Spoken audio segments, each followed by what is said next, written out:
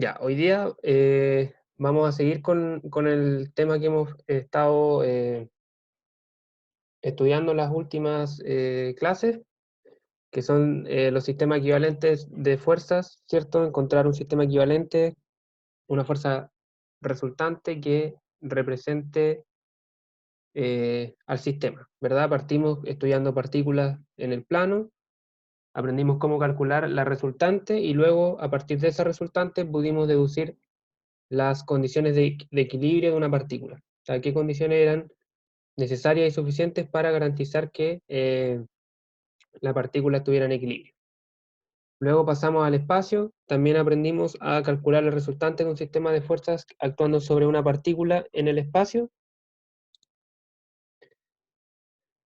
Ahora nos falta ver las condiciones necesarias para garantizar el equilibrio de una partícula en el espacio, que por supuesto se pueden intuir a partir de las condiciones de una partícula en el plano y extendernos, ¿cierto?, al espacio. Pero vamos a ver más o menos cómo operar, ¿ya? Esa es la clase de hoy día. Vamos a ver entonces el equilibrio de una partícula en el espacio. Ya, en el plano decíamos que una partícula podía experimentar dos movimientos, ¿cierto? Que eran dos traslaciones, una traslación en X y una traslación en Y. Dos traslaciones que eran independientes. Y cualquier movimiento que realizara la partícula yo lo podía expresar como una combinación lineal de, de ambas traslaciones. Pero cualquier movimiento yo lo podía reducir a una combinación de estas traslaciones.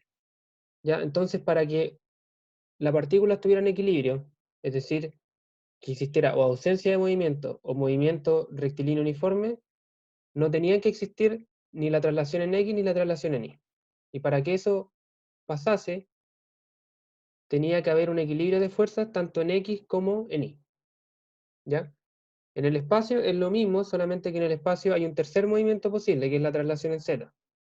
Entonces, en el espacio, una partícula puede realizar tres movimientos elementales: trasladarse en X, trasladarse en Y, trasladarse en Z, y cualquier movimiento posible que realice la partícula yo lo puedo expresar como una combinación lineal de estos tres movimientos.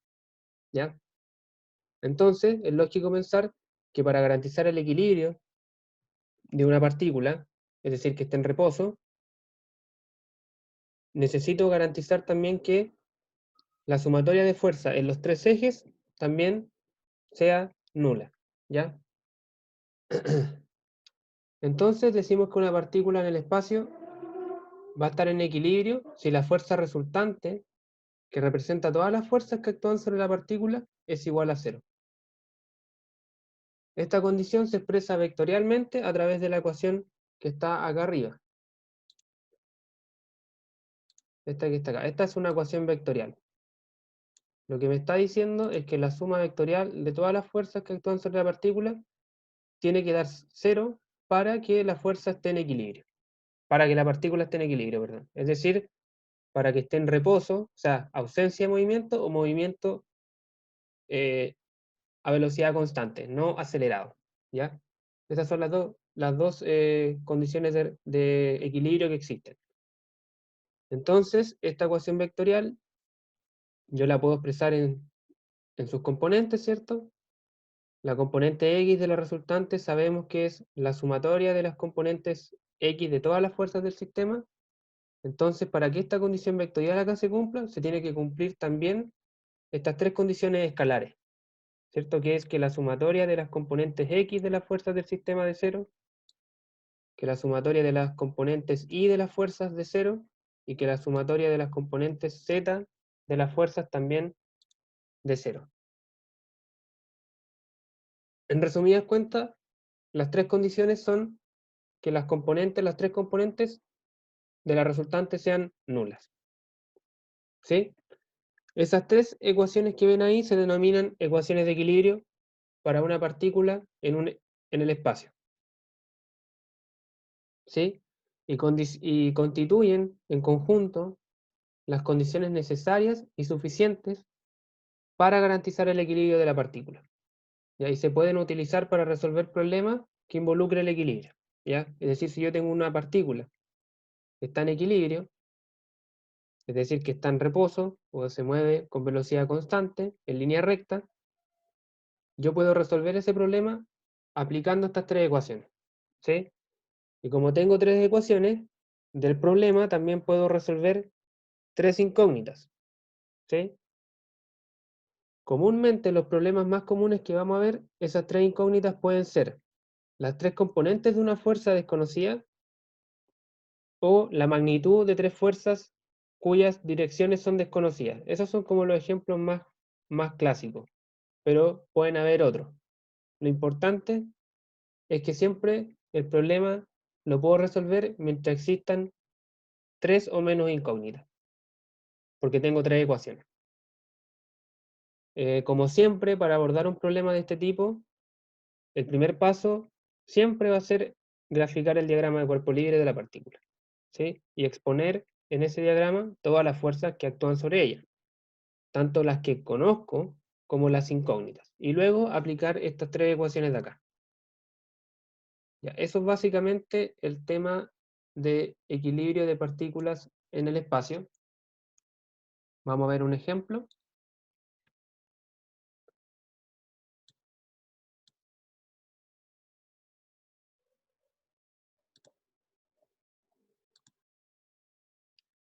Ya. Tenemos en el ejemplo una caja de madera de 1600 libras. Vamos a trabajar acá con el sistema de unidades inglesas, ya que en la clase pasada hubieron algunas dudas de si había que transformar las libras a slug o qué sé yo. Así que vamos a trabajar con libras y con pulgadas para ver que en el fondo es lo mismo. Lo único que cambia es la unidad, ¿sí? Entonces tenemos un peso de 1600 libras. Esas 1600 libras es el peso de la caja, no la masa, ¿ya? Es una fuerza. Y la caja se sostiene por medio de tres cables, ¿sí? El cable AD, AB y AC, que van a los puntos C, B y D, ¿cierto? Vamos a hacer como que ese plano que contiene esos tres puntos, el punto B, C y D, es como el techo, ¿ya? Están todos en el mismo plano, los tres puntos. C, B y D en el mismo plano, ¿ya? Y la caja cuelga abajo de ese plano, ¿ya? Entonces sabemos que la caja está en equilibrio. Sabemos que está sostenido por tres cables, por lo tanto existirán tres tensiones y también está el peso de la caja, ¿ya? Entonces vamos a partir para resolver el problema, como les decía, el primer paso siempre es el diagrama de cuerpo libre. O sea, aquí no hay otra alternativa siempre. Lo primero es hacer el diagrama de cuerpo libre, ¿ya? ¿Qué punto vamos a elegir para hacer el diagrama de cuerpo libre? Vamos a elegir el punto A, porque en ese punto convergen los tres cables y converge también el peso de la caja, ¿ya? Entonces es un buen punto porque convergen todas las fuerzas que actúan en el sistema. Entonces, sobre el punto A vamos a tener el peso de la caja, ¿cierto? Que actúa hacia abajo, W, y vamos a tener las tres tensiones. Ya vimos que las tensiones cumplen ciertas propiedades. Una de esas propiedades es que siempre ejercen fuerzas de tracción. Fuerzas de tracción, es decir, fuerzas que tiran del punto, o sea, que van desde el punto hacia afuera. Por ejemplo, acá la fuerza, la tensión AD, ¿cierto? Siempre va desde A hacia afuera. Y si yo quisiera, por ejemplo, hacer un cálculo en el punto D, en el punto D igual va desde D hacia afuera. Las tensiones siempre actúan así. Y como son cuerdas ideales, la tensión vale lo mismo en cualquier punto, ¿ya? Pero en este caso es importante identificar dos cosas, que la fuerza va hacia afuera, que la tensión va hacia afuera y que la tensión sigue la línea de acción que tenía la cuerda. Es decir, si la cuerda iba desde A hasta D, la tensión también. Eso por un lado.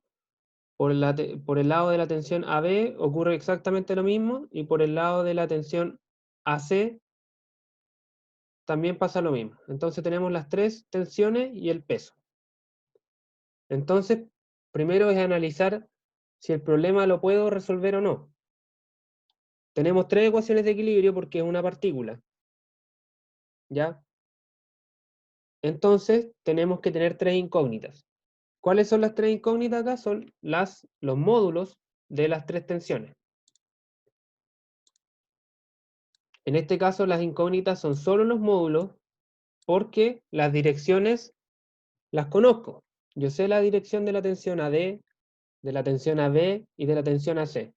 Cuando yo conozco la dirección de una fuerza, pero no la magnitud, entonces la incógnita es solamente el módulo. Si yo no conociera ni la dirección ni la magnitud de una fuerza, ahí las incógnitas son las tres componentes de esa fuerza. ¿Ya? Pero en este caso, como conozco la dirección, solamente tengo una incógnita y esa incógnita es el módulo. ¿Ya? Ya, entonces, una vez que tenemos claro aquello, ya que tenemos tres incógnitas, podemos resolver el sistema. Hicimos el diagrama cuerpo libre. Lo siguiente es identificar los puntos en la línea de acción de las fuerzas, ¿ya? De las fuerzas que actúan sobre el sistema. Entonces vamos a identificar las coordenadas de los puntos A, B, C y D, ¿cierto? Tomando como el punto de origen este que está acá. Ya, el punto A, ¿no es cierto?, se encuentra 60 pulgadas abajo del punto del origen, ¿sí? 60 pulgadas abajo del origen, aquí. Por lo tanto, el vector posición de ese punto va a ser menos 60 pulgadas en J tongo, ¿ya? El punto B.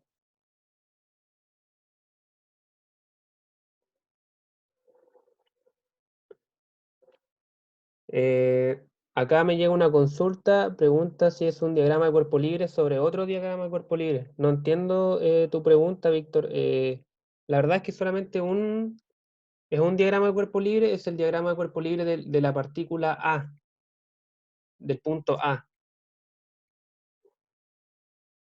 ¿Sí? Y sobre esa partícula actúan las cuatro fuerzas, ¿cierto? Las tres tensiones hacia arriba y el peso de la caja. En este caso no estamos haciendo el diagrama cuerpo libre de la caja, estamos haciendo el diagrama cuerpo libre del punto A. ¿Ya? Gracias por tu pregunta. Ya, entonces, teniendo eso claro, luego tenemos el punto B. El punto B se encuentra, ¿cierto?, 36 pulgadas hacia atrás, ¿cierto? Es decir, o hacia la izquierda, mejor dicho, menos 36 pulgadas en la dirección negativa del eje X y 27 pulgadas en la dirección negativa del eje Z, hacia atrás. O sea, está hacia la izquierda y está hacia atrás. O sea, serían menos 36 pulgadas en Itongo, disculpen, y menos 27 pulgadas en Catongo.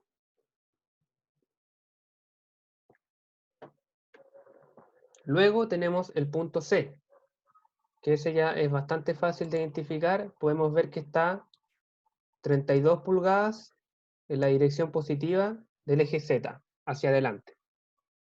32 pulgadas en Catongo. Y por último, el punto D está 40 pulgadas en la dirección positiva del eje X, o sea, hacia la derecha, y 27 pulgadas hacia atrás del eje Z.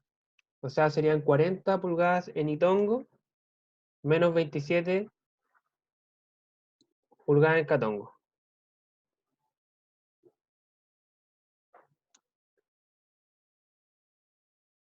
¿Ya? Acá me preguntan, profe, ¿y el punto B dónde debería estar para ser positivo en el eje Z? Si yo tuviera ese mismo punto, pero positivo en el eje Z, tendría que estar hacia adelante, aquí, en ese punto que acabo de marcar ahora. aquí.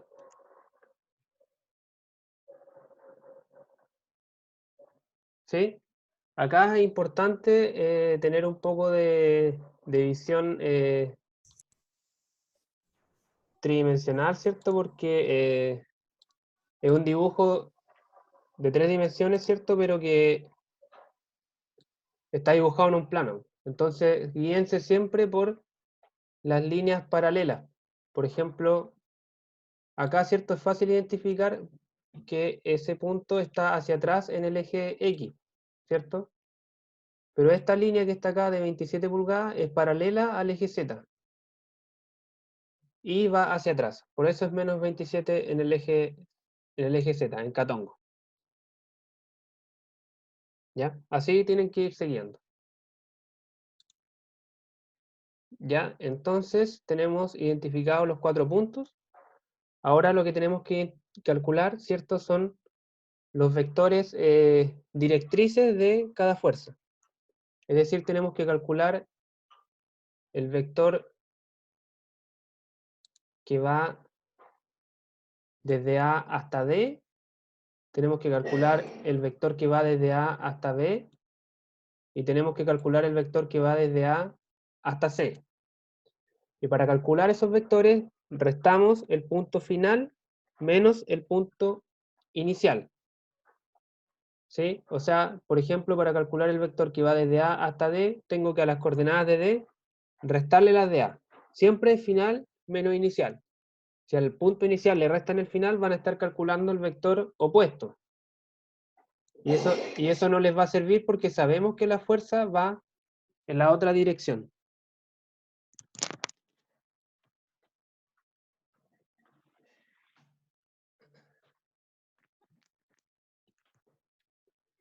Ya, entonces vamos a hacer aquellos cálculos.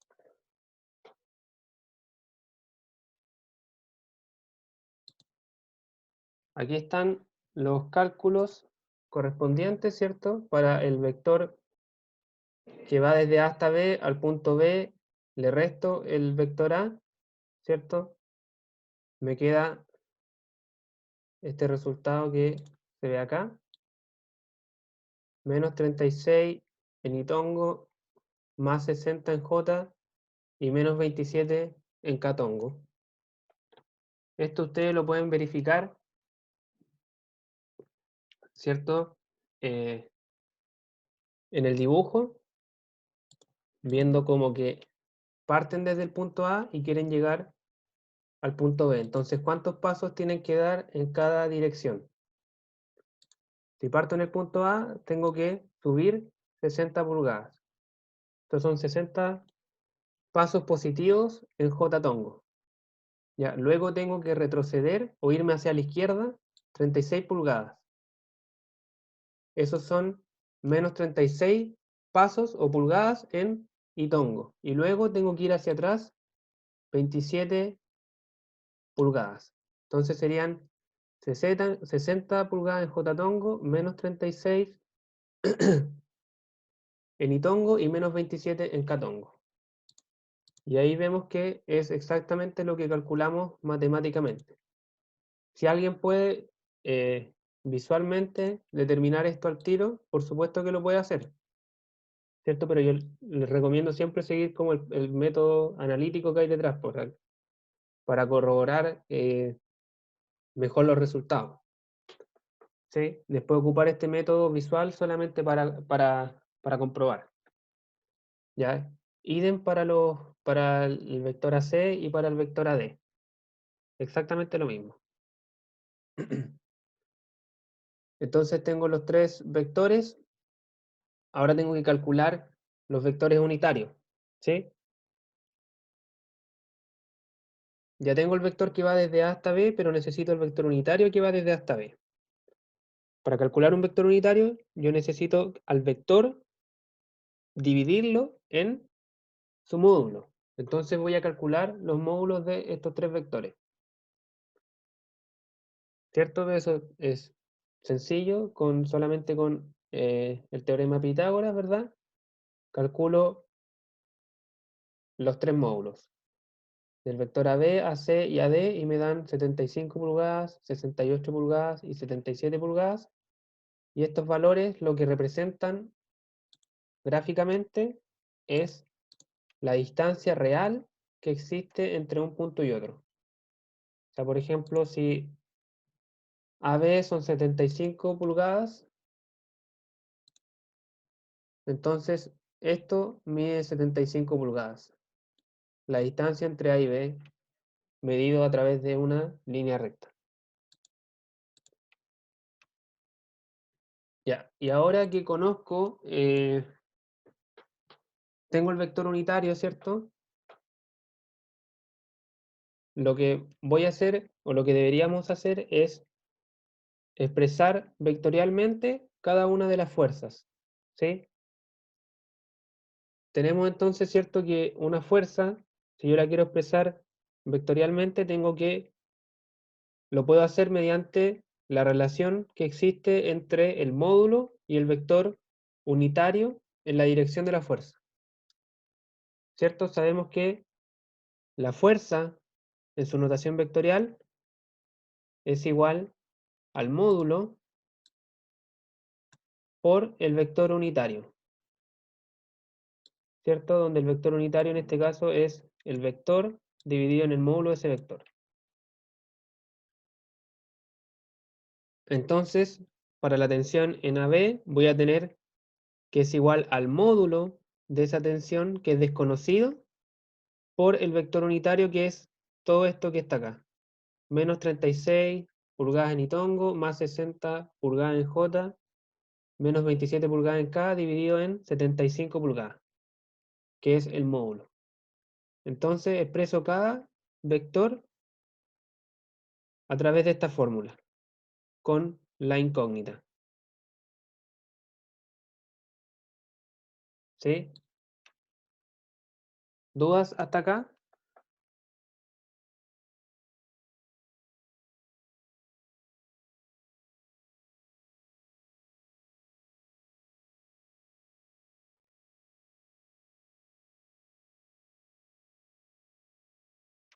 Ya, entonces, ahora que tenemos expresadas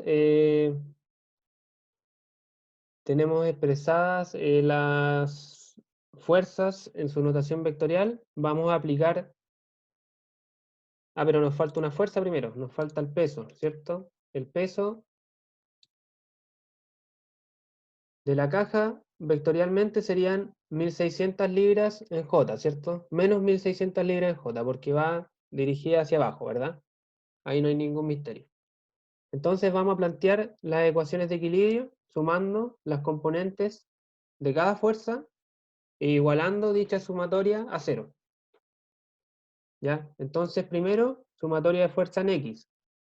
Vamos a volver a la diapo anterior donde teníamos la fuerza expresada, sería, ¿cierto?, esto que está acá, que es la componente X, el módulo que es desconocido, dividido en 75 por menos 36. Esa es la componente X de la tensión AB. Lo mismo para la tensión AC. El módulo dividido en 68 por 60 y acá el módulo de la tensión AD. Yo sumo esas tres componentes y las igualo a cero. Y me da esta ecuación que está acá. Perdón, la componente, la tensión AC no tenía componente en I, ¿sí? Solamente tiene componente en J y en K. Así que por eso queda una ecuación solamente con dos incógnitas. Esta sería la primera ecuación del sistema. Lo mismo para la sumatoria de fuerza en I. Tengo la componente de la fuerza AB, la componente de la fuerza AC, la componente de la fuerza AD, solamente que acá tengo que añadirle, ¿no es cierto?, el peso, porque el peso igual iba en J, o en en el eje Y. Y por último, la componente Z de la resultante tiene que ser igual a 0, sumatoria de fuerza igual a 0, lo mismo, la componente Z de la tensión AB, la componente Z de la tensión AC y la componente Z de la tensión AD. Y acá lo que resulta es un sistema de ecuaciones de 3×3, que no es el más bonito que exista, porque tiene fracciones, ¿cierto? No es tan directo de calcular, pero tampoco es difícil, ¿cierto? O sea, aquí no incluí el cálculo, pero se me ocurre que acá, por ejemplo, de la primera ecuación pueden despejar la tensión AB en función de la tensión AD y después esa reemplazarla a las otras dos. Y ahí les queda un sistema de 2×2 y ese sistema de 2×2 lo resuelven de manera convencional y les debería dar, ¿no es cierto?, una solución única, que en este caso son las tres tensiones de los tres cables.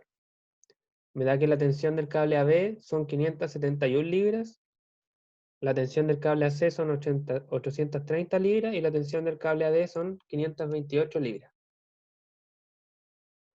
¿Sí? Y de esa manera resuelvo el sistema. Ya que recordemos que las tensiones solamente no conocíamos el módulo, pero sí conocíamos las direcciones. Entonces tenemos la fuerza completamente identificada.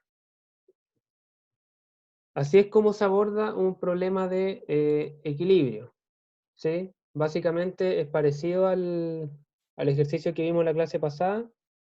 Lo que hay que hacer es siempre encontrar, ¿no es cierto?, los vectores unitarios. Ese es como el primer objetivo, encontrar los vectores unitarios que van en la línea de acción de cada fuerza. Para eso tengo que identificar los puntos, ¿cierto?, restarlos, calcular el módulo, calcular el vector unitario y después multiplicar el vector unitario por el módulo de la fuerza, tanto si esta es incógnita como si es conocida, y luego plantear las ecuaciones, ¿cierto?, que son la suma de las componentes en cada una de las direcciones.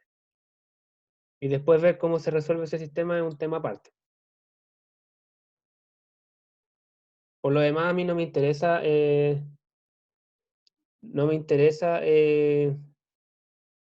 cómo resuelven el sistema. Ustedes van a resolver las pruebas y las tareas con computador, así que me imagino que algún software o alguna aplicación, incluso web, tiene que haber para resolver el sistema de manera fácil.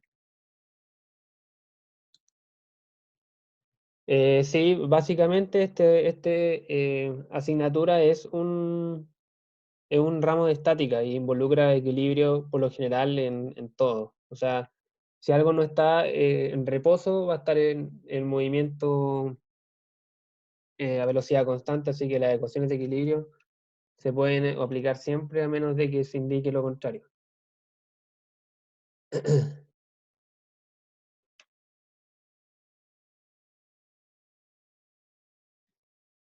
Así que no sé si hay alguna duda.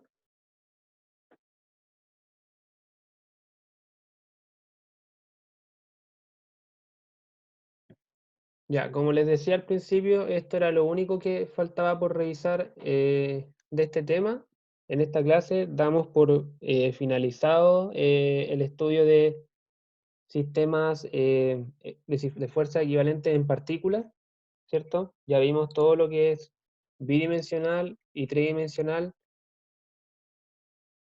En partículas vimos cómo calcular sistema equivalente en ambos casos y cómo plantear las ecuaciones de equilibrio en ambos casos. Así que a partir de la próxima semana vamos a empezar a ver,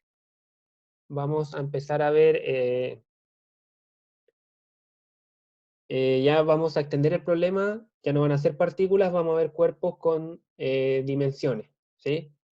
Cuerpos con dimensiones, cuerpos rígidos, como se llama, ¿ya? Y ahí vamos a ver que los sistemas equivalentes y las condiciones de equilibrio ya no solamente se concentran en lo que es sumatoria de fuerzas, sino que hay otra variable que juega ahí un papel importante, que son las rotaciones. O sea, yo para asegurar que un cuerpo esté en equilibrio, además de asegurar que no se traslada, tengo que asegurar que no rota, ¿sí? Y para eso tengo que evaluar qué pasa con los momentos, ¿ya? Pero eso lo vamos a ver bien en detalle a partir de la próxima semana. También tenemos que ver algunas herramientas que nos van a permitir realizar esos cálculos que son los productos vectoriales y el producto escalar, que ustedes ya los conocen, pero los vamos a repasar. Y también vamos a ver cuerpos rígidos, por supuesto, en los dos casos, que es en el plano y en el espacio. Y esa es como la primera unidad de esta asignatura. Así que, dado que la clase duró bastante poco, si alguien tiene alguna duda respecto a las clases anteriores, la podemos ver ahora.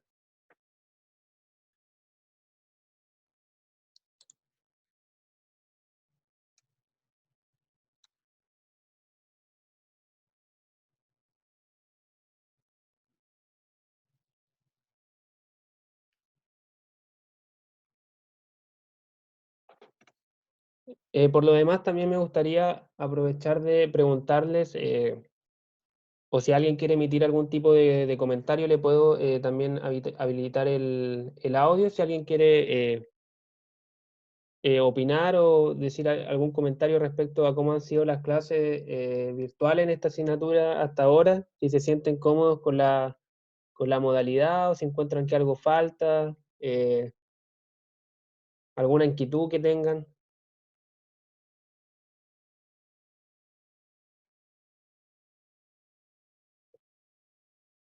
La solución de las actividades, ¿te refieres a las actividades, la que hicimos en la clase la semana pasada?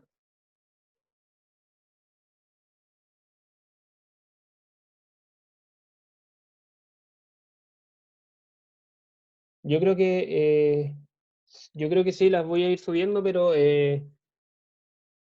a su debido tiempo. No sé, voy a tratar de subirla este fin de, ¿ya? Pero sí mi idea es subirlas para que puedan retroalimentarse, ¿cierto?